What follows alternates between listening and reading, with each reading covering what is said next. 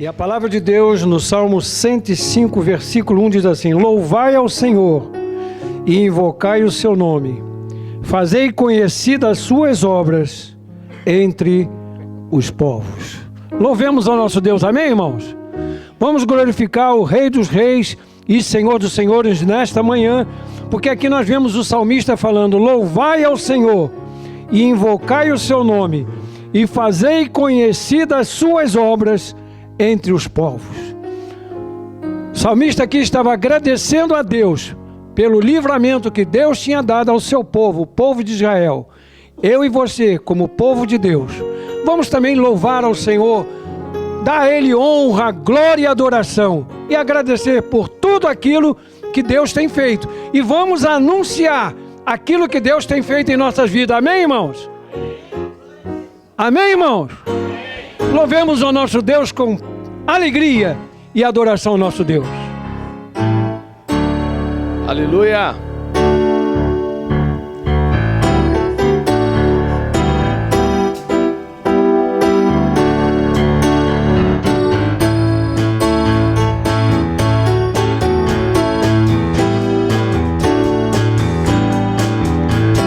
Vem, essa é a hora da adoração. Vem dar a Ele o teu coração. Vem, assim como estás, para adorar. Vem, assim como estás diante do Pai. Vem, toda língua confessará ao Senhor. Toda língua confessará ao Senhor. Todo joelho se dobrará. Mas aquele que a ti escolher um tesouro maior terá. Toda língua confessará ao Senhor. Todo joelho se dobrará. Mas aquele que a ti escolher um tesouro maior terá. Come, now is the time to worship. Now is the time to worship. Come, now is the time to give your heart. Come, just as you are to worship. Come, just as you are before your God. Come. One day every tongue will confess to our God. One day every knee will bow. Still the greatest treasures remain for those who gladly choose you now. One day every tongue will confess to our God. One day every knee will bow. And still the greatest treasures remain for those who gladly choose you now. Toda língua confessará ao Senhor. Todo joelho se dobrará. Mas aquele que a ti escolher um tesouro maior terá. Mais uma vez, toda língua confessará. Toda língua confessará ao Senhor.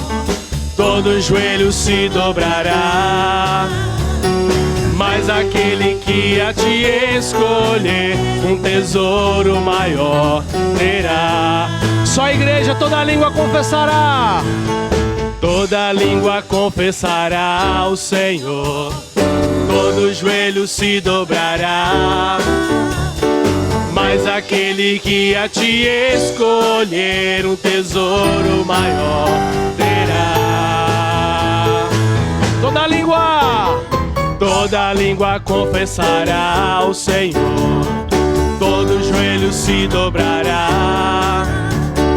mas aquele que a te escolher um tesouro maior terá.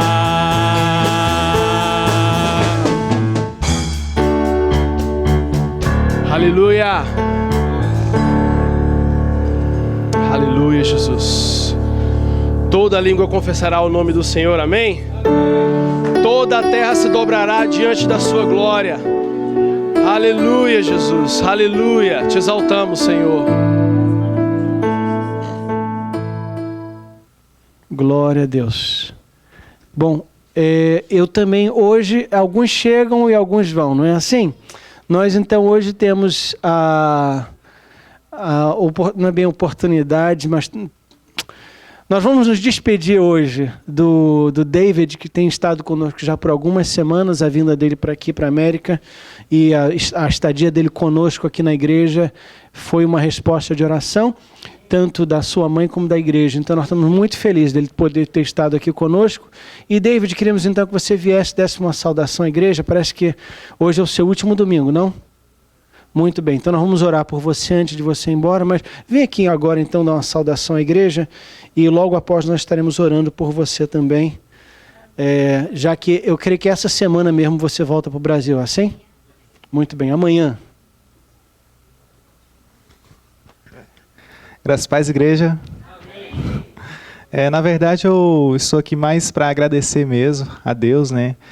E por ter conhecido essa igreja, né? Parece que eu conheço o pastor Flávio há muitos anos, né? Estou me sentindo em casa aqui. E gostaria de agradecer algumas pessoas, o pastor Adalberto, a pastora Anitta, a pastora Valéria, né? O missionário Fred, a missionária Tereza, os irmãos que me acolheram em casa, né? Muito bom. E, na verdade, eu só tenho a agradecer a Deus mesmo. Eu estive conversando com o meu pastor pelo Facebook, né? E falar para ele, não, esse domingo eu vou na igreja, despedir do pessoal.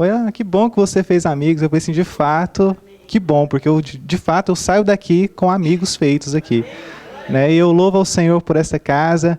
E não sei não, acho que Deus tem alguma coisa comigo aqui, não sei. Né? Amém. Então é só isso e eu louvo ao Senhor por ter estado aqui, né? Por ter tido a oportunidade também de ministrar 2 vezes aqui, né? O meu sonho, amados, vou confessar para os irmãos, o meu sonho era aprender inglês para um dia ser intérprete de alguém, de um pastor. Teve um pastor que veio aqui, George Gunn. Eu falei assim, nossa, eu vou aprender inglês para quando ele pregar, eu quero ser o tradutor dele. E aí o Senhor foi tão bom comigo que me trouxe aqui e eu preguei e outro traduziu para mim. Coisa maravilhosa, né? Muito bom, uma experiência muito tremenda. E eu louvo ao Senhor por isso e um abraço forte, né, para toda a igreja aqui. E é uma igreja muito calorosa, muito amorosa. Você está no lugar certo, viu? Se eu voltar para cá, se eu for morar aqui, a minha igreja é essa. Amém. Vamos nos pôr de pé, queridos. Vamos fazer essa oração pelo David, David, que vai deixando saudades, né? E nós também já te adotamos como nosso. Então, vamos estender a mão direita na direção dele e nós queremos que ele volte ao Brasil com as bênçãos da igreja, da nossa igreja, e que ele ali continue sendo uma bênção para a sua igreja ali, para o ministério ali. Orar também pela sua esposa que teve... eles estiveram separados esse tempo, né? Fisicamente separados. Quanto tempo? 60 dias. Ele contou, hein? Tá vendo? E ela do lado de lá também deve estar contando. Então vamos orar pela reunião deles. Querido Deus e Pai, nós queremos te agradecer pela vida do David. Te agradecemos pela tua mão sobre ele. É óbvio para nós, ó Deus, que tu estás agindo na vida desse jovem. Te agradecemos pela vida da sua esposa, que não conhecemos, mas, Senhor, ela concordou com essa viagem. Ele pôde estar aqui conosco nesses dias. Agora abençoamos esse casal, abençoamos esse matrimônio, abençoamos o teu propósito na vida deles e que em nome de Jesus ele volte ao Brasil cheio de saúde, de alegria, com boas lembranças da sua estadia aqui e com uma nova unção para grandes obras ali. Pai, te pedimos que, se for a tua vontade, tu os tragas juntos de volta para estarem conosco. Mas enquanto ele estiver ali no Brasil, abençoe ele também ali, abrindo as portas do céu sobre a sua vida, o seu casamento e o seu ministério. Oramos isso em nome de Jesus e desde já te agradecemos. E que todo o povo de Deus diga... Deus te abençoe. Obrigado. Amém. Aleluia. No mesmo culto a gente diz hi e diz bye, né? A gente recebe e a gente despede, mas glória a Deus, é assim mesmo e estamos muito felizes com o que Deus está fazendo na vida dos seus. Primeiros 11 capítulos de Gênesis nos contam sobre a criação e a queda. E o resultado da queda, que foi o dilúvio e a Torre de Babel. Falamos sobre isso. Depois são introduzidos os 3 patriarcas, Abraão, Isaque e Jacó. Hoje encerramos a vida de Abraão. Domingo que vem iniciamos a vida de Isaque e logo após Jacó, os 3 patriarcas, que é o resto do livro de Gênesis. Antes de falarmos sobre o capítulo 23 de Gênesis, eu quero ressaltar algumas coisas rápidas sobre o capítulo 22, que já foi o assunto da semana passada. Capítulo 22 de Gênesis é onde Gênesis apresenta Isaque a Deus como sacrifício. E nós mencionamos que o sacrifício é uma oferta que nos custa caro. É isso que diferencia o sacrifício de qualquer outra oferta. O sacrifício é aquela oferta que nos faz dar um grito de dor. O sacrifício é aquela oferta que nos faz dizer, ouch, essa doeu. O sacrifício é uma oferta a mais. E Deus, de quando em quando, nos pede um sacrifício. O sacrifício é uma oferta que nos custa caro. A verdade é, queridos, que nem toda oferta nos custa caro. Nem toda oferta nos custa caro. O sacrifício é aquela oferta que, por causa dela, eu vou deixar de fazer uma outra coisa. Por exemplo, quando nós jejuamos, por causa do jejum, eu vou deixar de ter 1 ou 2 ou 3 refeições, ou quantas refeições forem. É um sacrifício. Uma vigília é um sacrifício. Por causa da vigília, eu vou deixar de dormir essa noite. A vigília é um sacrifício. O sacrifício é aquela oferta que, porque eu vou dar essa oferta, eu vou deixar de tirar férias esse ano. Ou eu vou deixar de comprar esse carro novo, ou o que for. O sacrifício é uma oferta que nos custa caro. E é isso que diferencia o sacrifício das outras ofertas. E de quando em quando Deus nos desafia a oferecer a Ele um sacrifício. Eu creio que neste ano de 2013, Deus está chamando essa igreja. Eu falo só por essa igreja. A nossa igreja em particular, a um ano de sacrifício jubiloso. Aqueles que nos visitam, Deus sempre nos dá um tema para o ano. E já por coisa de 10 anos, nós sempre temos um tema para o ano. E eu estava revendo o tema dos anos passados. E todos eles foram abençoados e marcantes na nossa vida. Na vida da igreja e na minha vida particular. Mas esse ano vai ser diferente. Eu sinto isso. Deus tem falado isso comigo. E nesse ano a ênfase está no dar e não no receber. A ênfase está no dar e não no receber. Eu creio que Deus está nos chamando para dar. E Ele está nos chamando para reconhecer o quanto Ele já fez por nós. No domingo passado nós cantamos aquele hino, conta as bênçãos, conta quantas são, recebidas da divina mão. Uma a uma, dize-as de uma vez, e há de ser surpreso pelo que Deus já fez. E é isso que nós temos feito, e eu creio que Deus está nos chamando. Esse ano é um ano de divisão de águas. Porque, queridos, Deus já tem muita gente dentro do reino que está pronta para receber. Ele tem poucos que estão dispostos a dar.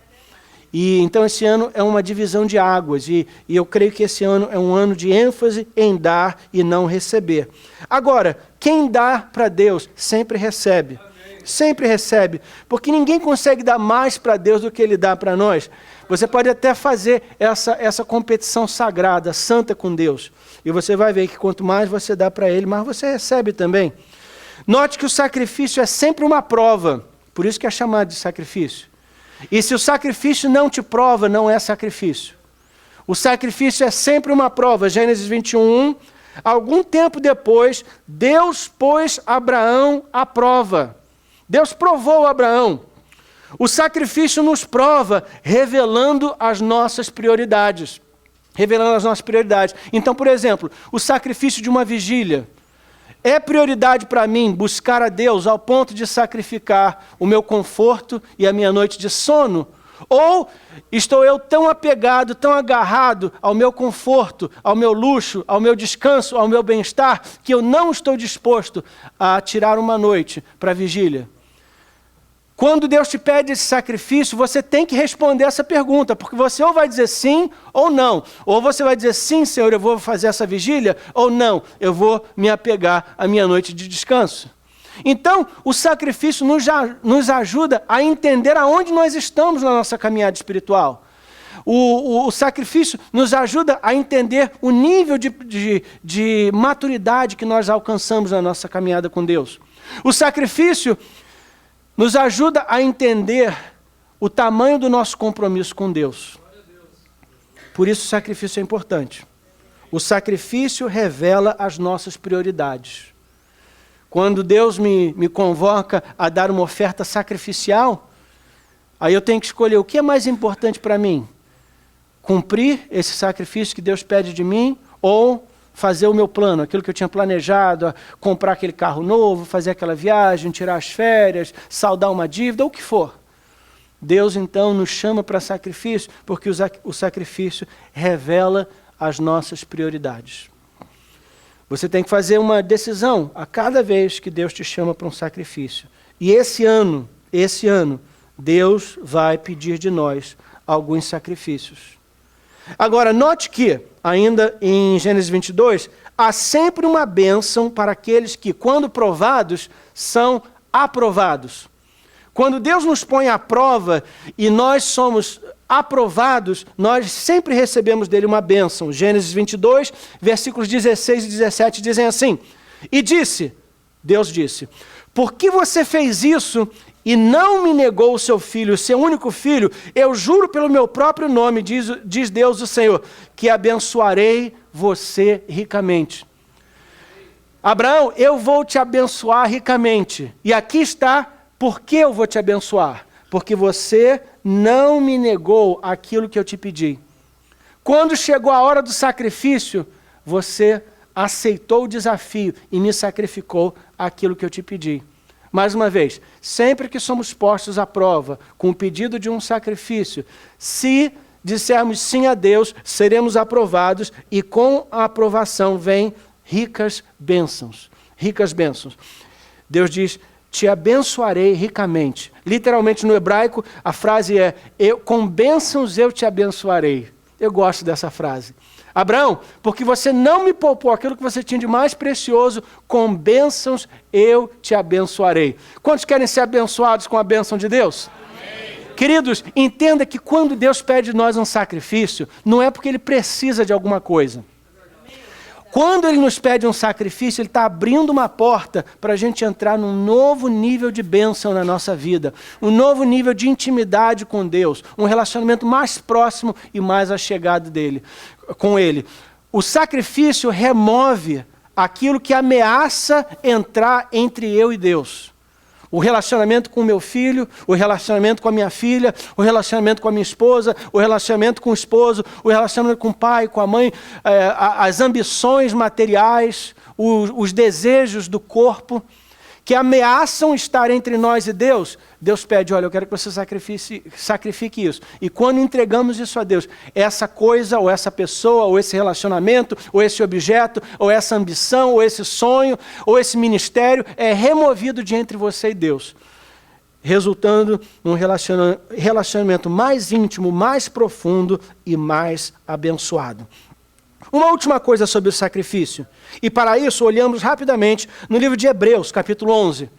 Esse episódio na vida de Abraão foi tão importante e tão marcante que, literalmente, 2000 anos mais tarde, Deus ainda estava falando sobre isso. Hebreus capítulo 11 foi escrito 2000 anos depois desse evento que acabamos de ler em Gênesis 22. E 2000 anos mais tarde, Deus ainda não tinha se esquecido do que Abraão fez.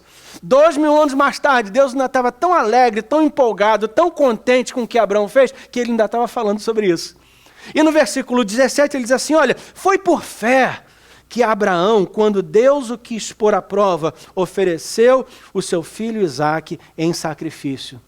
Como é que Abraão conseguiu fazer o que ele fez? Por fé. por fé.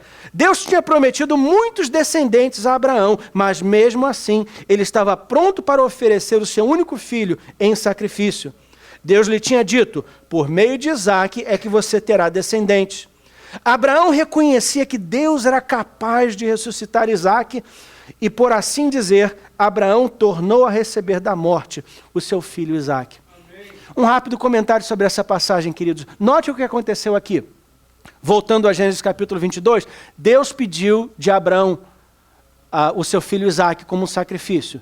Diz a palavra de Deus que essa revelação aconteceu durante a noite e na manhã daquela madrugada, já quando Abraão acordou, ele acordou cedo, diz a palavra de Deus, e já saiu com Isaque para apresentar, para oferecer ele a Deus.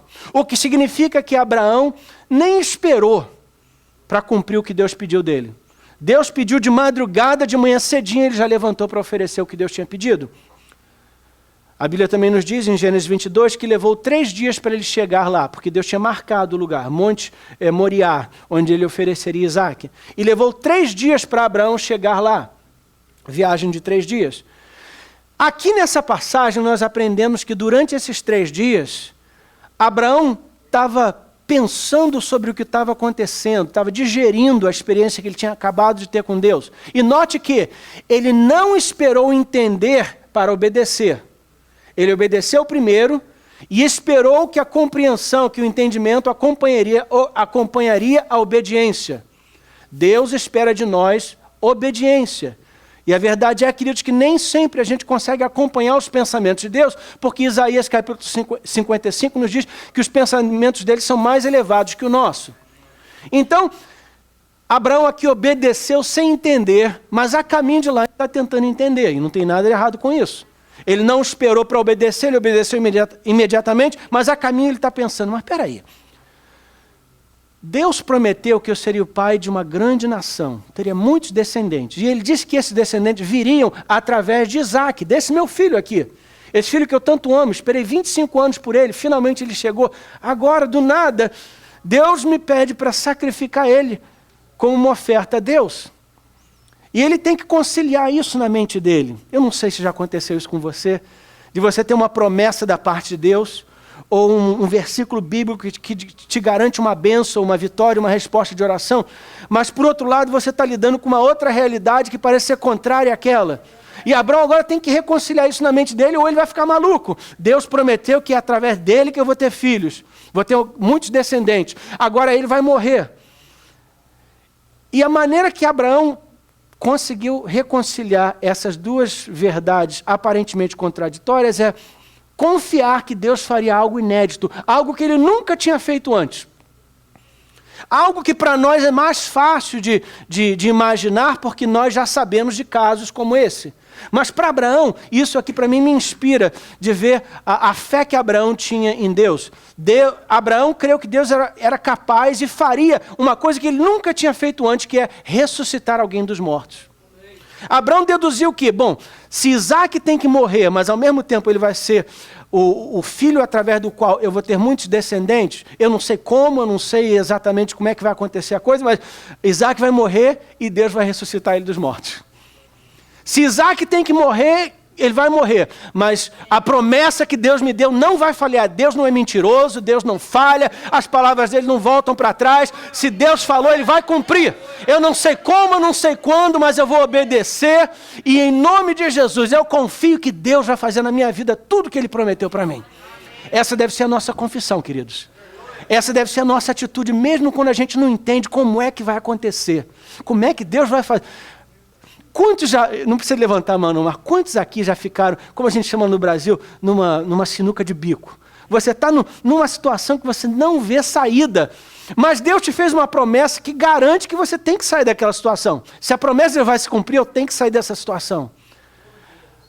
É nesse momento, queridos, que a gente segue os passos de Abraão e diz, olha, Senhor, eu não sei como, eu não sei quando, mas eu sei uma coisa, eu tenho uma promessa tua.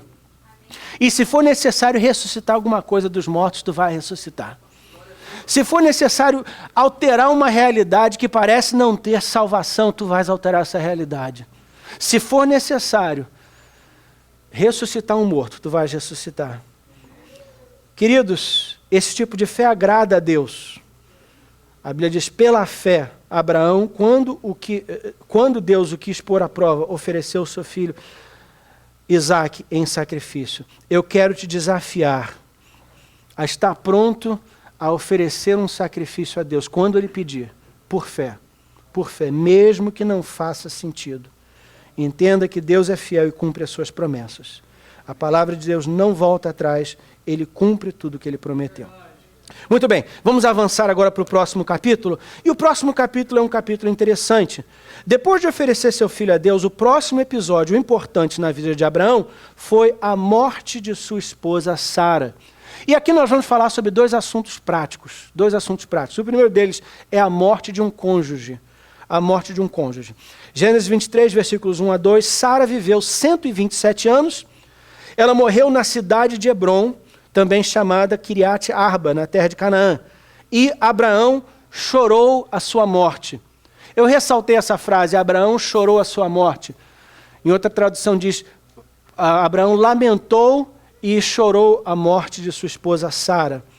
Esse é um período de lamento na vida de Abraão. E eu quero tirar alguns momentos aqui, queridos, para falar sobre esse assunto. Não é um assunto muito popular na igreja. A gente fala sobre a vida e nem sempre falamos sobre a morte. Mas a morte também faz parte da vida. Há coisa de um ano e meio atrás, eu estava lendo um artigo pelo evangelista Billy Graham. E Billy Graham é um grande homem de Deus e um porta-voz para o reino de Deus. Mas ele agora é uma pessoa idosa. Está aviuvado, sua esposa morreu alguns anos atrás e ele está doente, o seu corpo está doente, frágil, e ele então já não viaja e pouco prega, mas ele ainda escreve. E a coisa de um ano e meio atrás, eu estava lendo um artigo que ele escreveu e achei muito interessante. Tinha uma foto dele, eu já não vi a fisionomia dele há algum tempo, eu até me impressionei com essa foto, porque a última imagem dele que eu tinha, ele atrás do púlpito, forte, já de alguma idade, mas atrás do púlpito pregando. E nessa foto mostrava ele bem fraquinho, já com as costas assim curvadas, e você via sinais da idade nele. E ele nesse artigo, ele teve uma frase que eu escrevi até nas minhas anotações, ele dizia assim, durante a minha vida cristã, eu aprendi a viver com Cristo, mas ninguém nunca me ensinou a morrer com Cristo.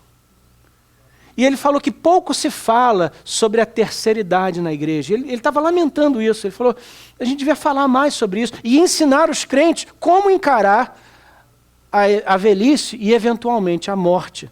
A verdade é, queridos, que muitas vezes nós tentamos cobrir a morte com frases que camuflam a realidade da morte. Então, por exemplo, a gente fala assim, fulano passou para o Senhor. E é verdade, a pessoa passou para o Senhor, não tem nada de errado com essa frase. Mas o que a gente está tentando dizer é que a pessoa morreu mesmo. Mas a gente às vezes fica com vergonha, ou com medo, receio de mencionar a morte. De dizer que alguém morreu. Mas é o que aconteceu, a pessoa morreu. E a Bíblia diz aqui que Sara, a esposa de Abraão, morreu. E a verdade é, queridos, que a não ser que Jesus volte, e seria bom que ele voltasse durante a nossa vida, mas se ele não voltar, a verdade é que todos nós teremos que enfrentar a morte. E Jesus morreu na cruz para tirar a agonia da morte, remover a agonia da morte para o crente. Então o crente não precisa ter medo da morte, agonia da morte ou medo de falar da morte. O crente precisa ter a liberdade de saber que a morte é a entrada para a eternidade e algo muito melhor me espera do outro lado. Eu não preciso de ter medo da morte. Pastor, é fácil falar, é verdade. Quanto mais perto a gente vai chegando, eu imagino que mais difícil vai ficando. Mas a verdade é, querido, que eu já conversei sobre a morte com a minha esposa, com as minhas filhas. Não faz muito tempo atrás, a gente sentou, eu não lembro nem como é que o assunto começou. E não é dizer que a gente fala sempre sobre a morte, não. A nossa casa não é mórbida assim, não.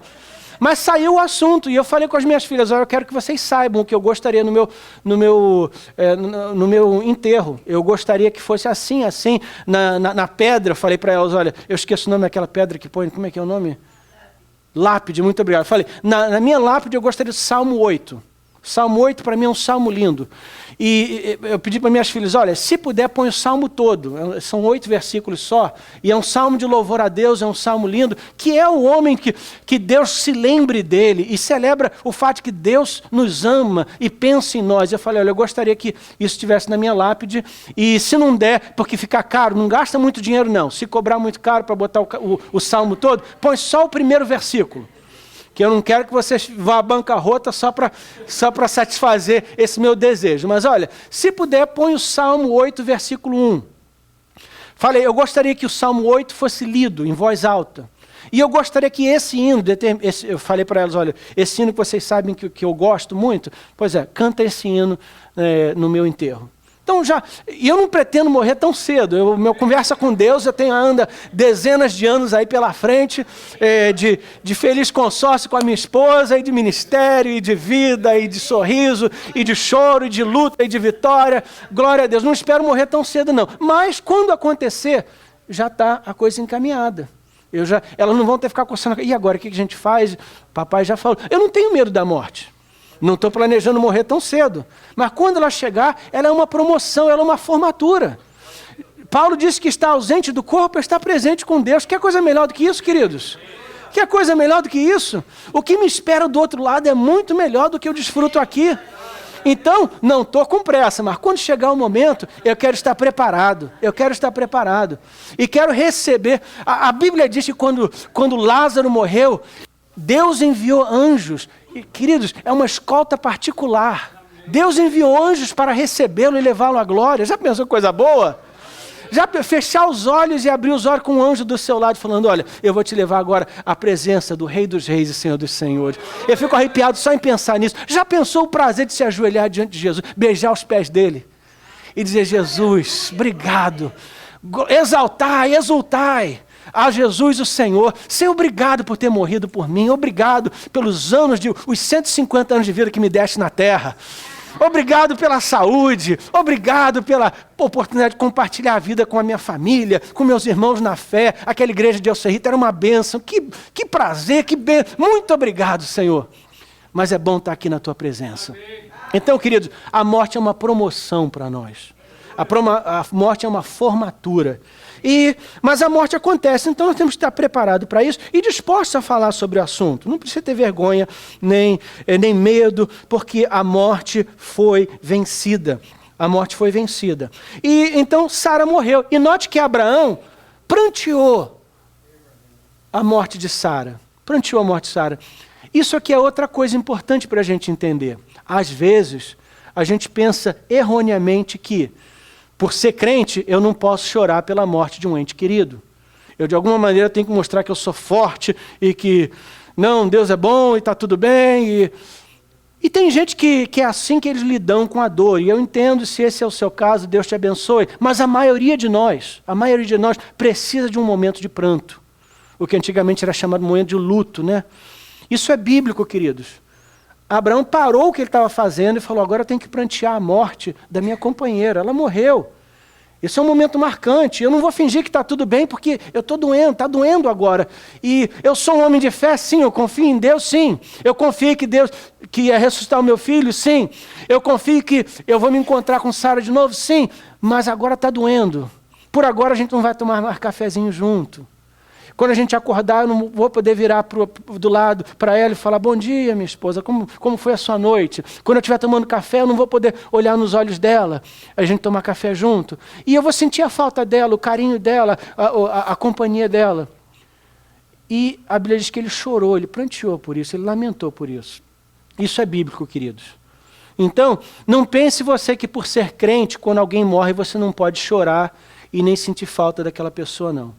Aliás, eu costumo dizer que até que você faça isso, você provavelmente não vai conseguir superar esse episódio na sua vida. Você precisa, a maioria dos seres humanos, se não todos, precisam tirar um momento para prantear, para chorar, para sentir falta e, eventualmente, superar esse sentimento e continuar a vida. Que foi o que aconteceu com Abraão. Ele pranteou a morte de Sara, sim. E nós devemos chorar e prantear a morte daqueles que nós amamos e que passam para o Senhor. Um cônjuge, um pai, uma mãe, um filho, uma filha, irmão, irmã, e etc. Um parênteses aqui. Eu sei que esse momento é especialmente difícil para aqueles de nós que somos imigrantes e a maioria da nossa família está longe.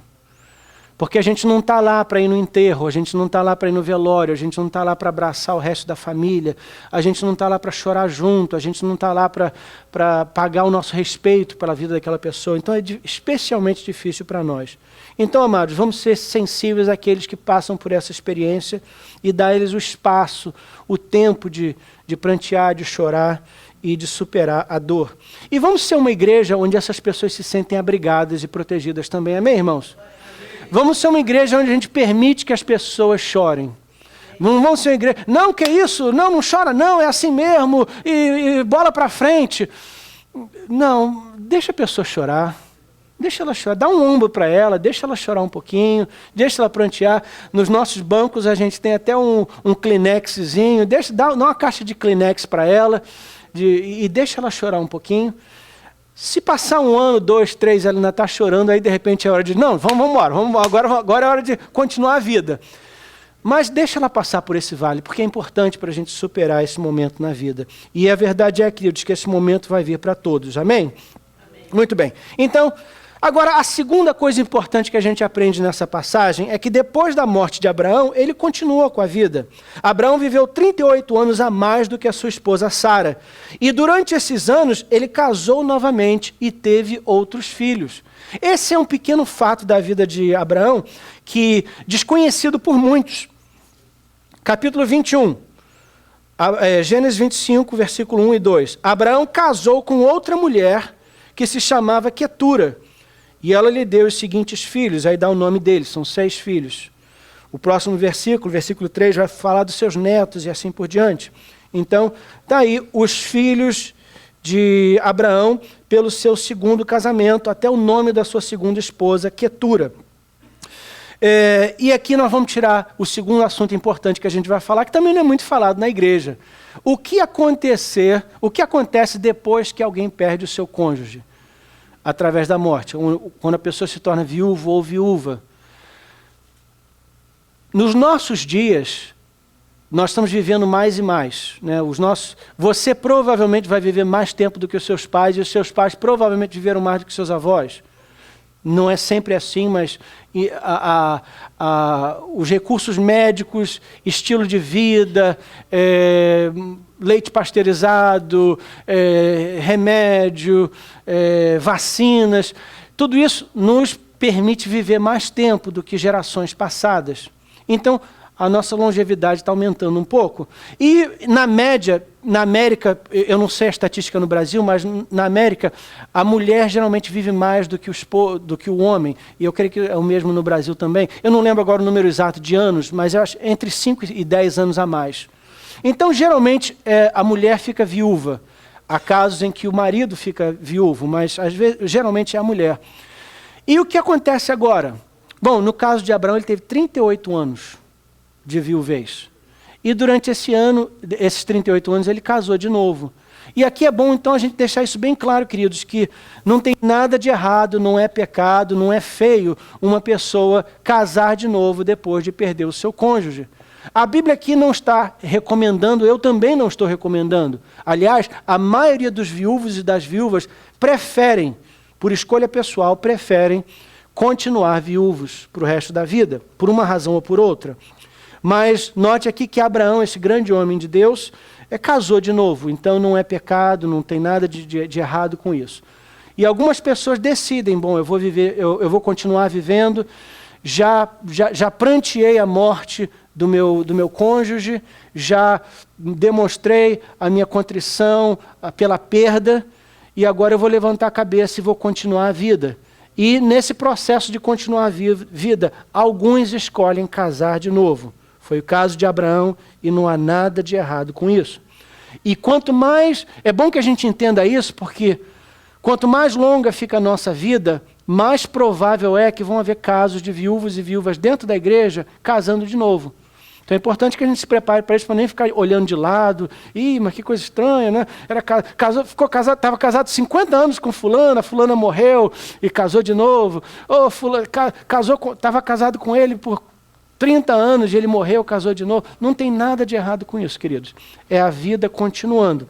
Agora, diga-se de passagem que é muito desagradável. Eu vou falar isso agora, aproveitar essa oportunidade para ensinar também aos jovens, que também talvez não ouçam isso. E a gente nós somos uma família, é bom a gente aprender isso.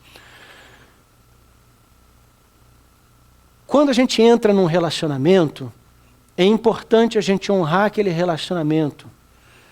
E é importante que a gente tenha cuidado, tanto na entrada como na saída dos relacionamentos. Então, por exemplo, o nosso caso hoje é uma viúva ou viúvo, a morte de um cônjuge. É importante que, se for haver um novo casamento, que se espere o tempo devido para demonstrar um respeito ao morto e ao relacionamento. Os filhos do casal precisam de ver isso. Vai ser saudável para eles ver, olha, papai esperou 2, 3, 5, quanto tempo que for. E os filhos precisam de ver isso. O resto da família, a igreja precisa de ver isso. Então é importante, né? Não é morreu hoje e casou amanhã, né? Mas eu acho que isso é bem óbvio, né? Mas é bom repetir e deixar claro. Então não é pecado nem errado casar de novo depois da morte de um cônjuge, mas é importante que tudo seja feito com ordem e decência. Amém, irmãos? Amém. Agora, a aplicação disso para a vida prática de outros é o seguinte: o mesmo, a gente deve lembrar disso também, queridos, e é aí que agora eu vou conversar com os jovens, tá? O mesmo acontece em outros relacionamentos, em situações menos sérias e menos drásticas. Então, jovens, solteiros em geral, se você está namorando, leve aquele relacionamento a sério e honre a pessoa com quem você está namorando. E cuidado, tanto na entrada quanto na saída do relacionamento, do namoro. Então, por exemplo, se você desfez um namoro hoje, não começa a namorar amanhã. Demonstra respeito por você mesmo, respeito pela ex-namorada ou ex-namorado, respeito pela sua família, respeito pela igreja, respeito pela sociedade. Dá um tempinho para o pessoal, pelo menos, acompanhar o que está se passando na sua vida. Então, não fica bonito. E veja bem, queridos, eu falo isso como pai espiritual dessa igreja. Eu não tenho nada a ganhar ou perder com isso, nem quero encabular, nem envergonhar ninguém. A gente está aprendendo a viver juntos, amém, irmãos? Aprendendo a viver juntos. Então, não fica bonito para você mesmo. Para você mesmo, num domingo você entrar na igreja de braço dado com fulano ou fulana, e no outro domingo aparecer de braço dado com outro fulano ou fulana. Isso barateia o relacionamento e fica feio para você mesmo. Então se poupe isso, entendendo que um relacionamento terminou. Ok, então vamos dar um tempinho, vamos respirar fundo, vamos deixar os amigos e parentes respirar fundo e depois eu começo de novo. Quantos dizem amém? Amém. Quantos continuam amando o pastor? Digam amém. Amém. Glória a Deus. Então Abraão fez isso. Ele pranteou a morte da sua esposa, respeitou a vida e a memória dela, eventualmente casou de novo, teve filhos com a sua nova esposa. E diz a palavra de Deus no versículo 7. Agora é a morte de Abraão. Estes, pois, são os dias dos anos da vida de Abraão, que viveu 175 anos. E Abraão expirou e morreu em boa velhice. Eu gosto dessa frase, boa velhice.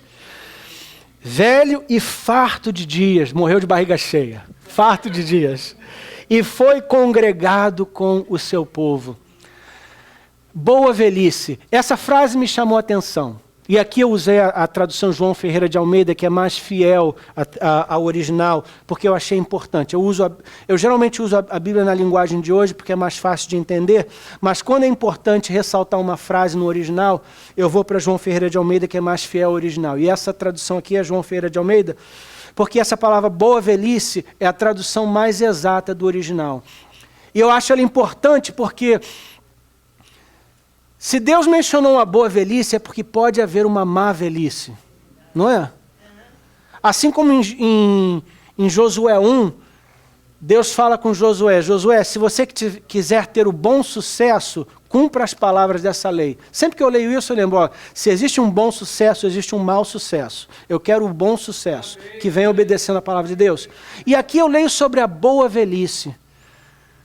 E me inspira a desejar, põe água na minha boca para desejar uma boa velhice. E eu peço a Deus que Deus me conceda uma boa velhice. Uma boa velhice. Senhor, eu quero viver a minha vida de tal maneira que os meus últimos dias sejam dias bons. Para mim e para aqueles que estão ao meu redor. Eu quero ter uma boa velhice. Abraão teve, e eu sou herdeiro das promessas de Deus a Abraão, então eu recebo essa promessa para a minha vida também. Eu não quero viver com medo da velhice. E queridos, cá entre nós, já que a gente está pegando no pé de todo mundo, vou ofender mais um grupo de pessoas. Aquelas pessoas que têm medo da velhice fazem as coisas mais ridículas possíveis para fingir que não está velho. E todo mundo sabe que a pessoa está velho. Então põe aquela roupa apertada e não mexe. Eu não consigo... eu não gosto de falar mal de ninguém. O Senhor me desafiou a não jogar pedra. Senhor, então me ajuda. Mas aqui, cá entre nós, eu sempre que eu vejo o vice-presidente dos Estados Unidos falando, o senador Biden, vice-presidente Biden, com todo o respeito que ele merece como vice-presidente da nação. Mas está tão claro que eu não sei o que ele fez na cara dele, mas ele fala assim, e quando ele fala ele não consegue mexer a boca. E sempre que eu olho para ele eu fico pensando, mas que figura, que figura. Eu não tenho, veja bem que não é pecado, não tem nada contra operação plástica, botox. Olha, isso é uma decisão pessoal, não tem nada a ver com isso, eu não tenho nada a ver com essa decisão. Mas vamos ter bom senso, né? Porque a idade chega para todos. A idade chega para todos. E o velho não foi velho sempre, ele um dia foi novo também. Já viveu esse período da vida, já foi, como diz em inglês, já foi hot também. E agora está um pouquinho mais cold, mas não tem problema não.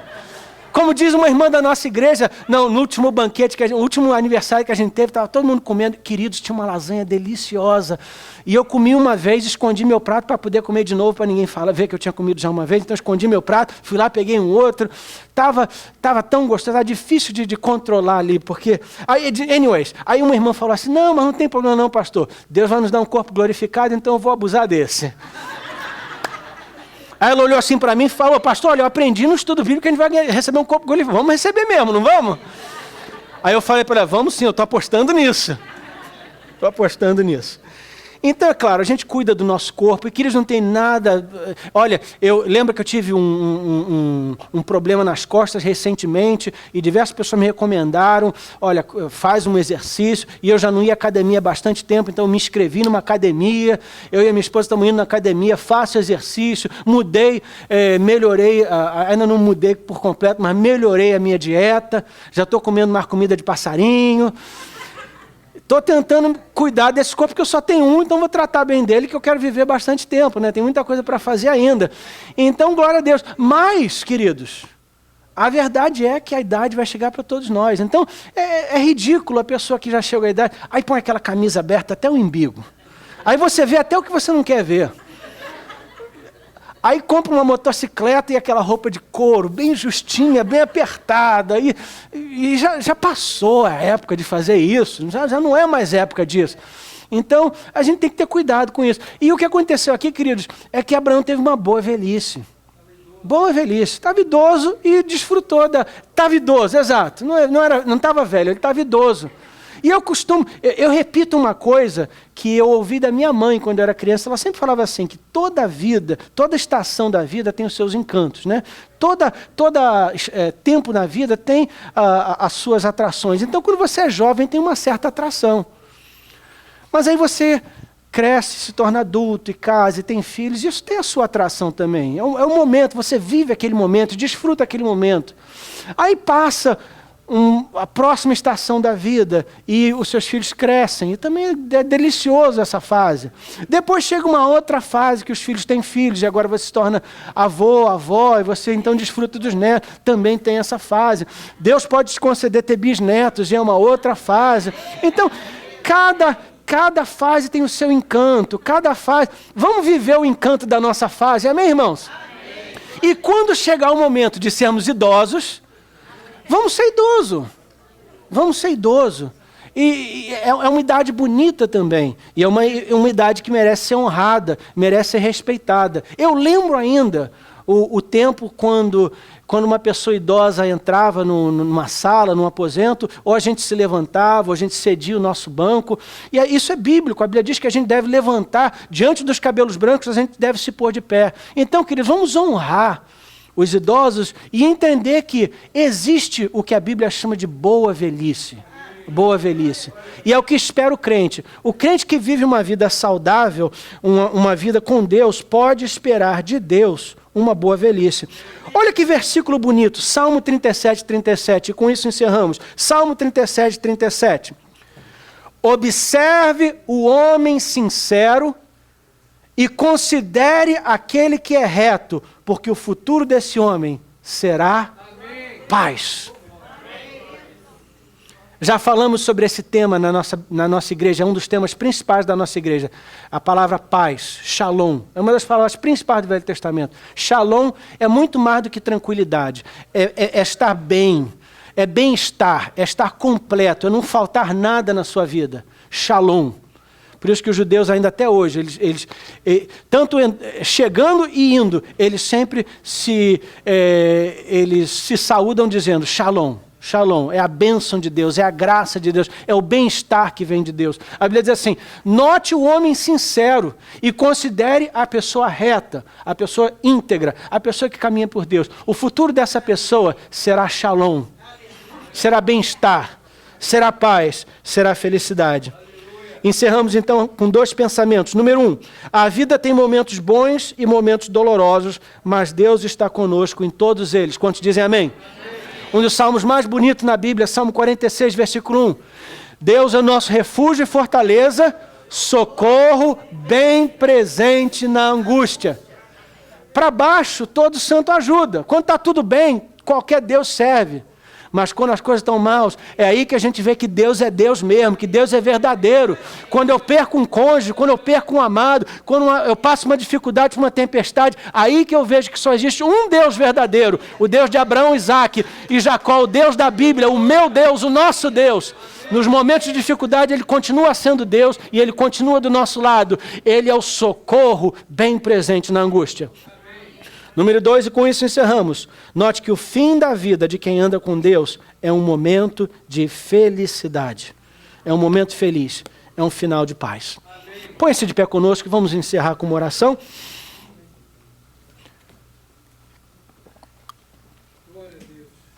Aleluia. Aleluia. Vamos fechar os nossos olhos. E eu quero fazer 2 rápidas orações. A primeira é que eu quero orar por aquela pessoa que diz, eu quero convidar Deus para ser parte da minha vida. Entregar a minha vida a Ele. Confessá-lo como meu Senhor e Salvador. Eu quero caminhar com Deus. Enquanto a igreja ora, se você quer fazer essa decisão hoje, levante a sua mão. Eu quero orar por você. Glória a Deus. Deus é o melhor companheiro que você pode ter. Convida Ele para ser teu companheiro, companheiro da sua vida, caminha com Ele. Eu vejo essa mão. Deus lhe abençoe, Deus lhe abençoe, Deus lhe abençoe. Querido Deus e Pai, eu oro por essas pessoas que levantam a sua mão agora, convidando que Deus faça parte da vida deles. Confirma essas decisões, Pai, dando a cada uma delas a tua paz, o shalom de Deus, que possa chover o shalom de Deus sobre a vida deles. Independente da estação de vida em que eles estejam, dá a eles paz, dá a eles shalom, dá a eles graça. Remove agora, Senhor, a culpa do pecado, a escravidão ao pecado, e dá a eles, Senhor, vida eterna, em nome de Jesus. Confirma essas decisões. Segundo lugar, eu quero orar rapidamente por aquela pessoa que diz, pastor, eu estou passando por uma estação da minha vida em que eu estou precisando de um toque especial de Deus. Talvez é a perda de um ente querido, talvez é uma dificuldade pessoal, um problema financeiro, talvez é uma saudade grande de parentes no Brasil ou em algum outro lugar, um sentimento de solidão.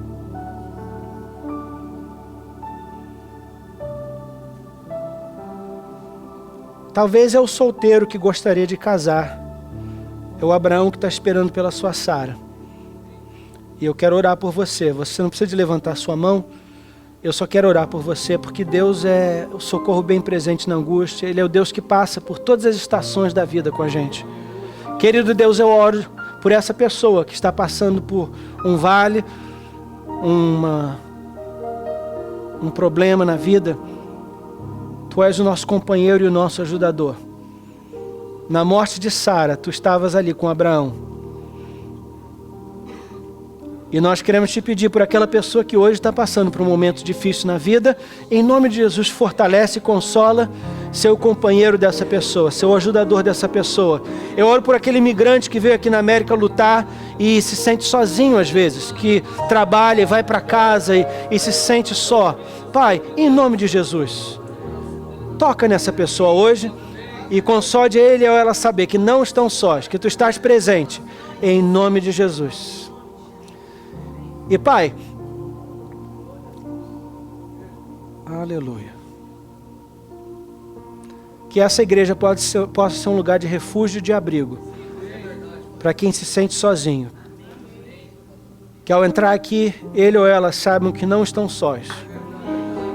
Que possam se sentir amados e amparados por Deus e amados e amparados pelo povo de Deus. Que esse seja um lugar de abrigo, de conforto, de alento, de ajuda e de apoio. Oramos isso em nome de Jesus e te agradecemos em fé. Amém. Deus te abençoe, igreja. Jesus te ama, nós te amamos.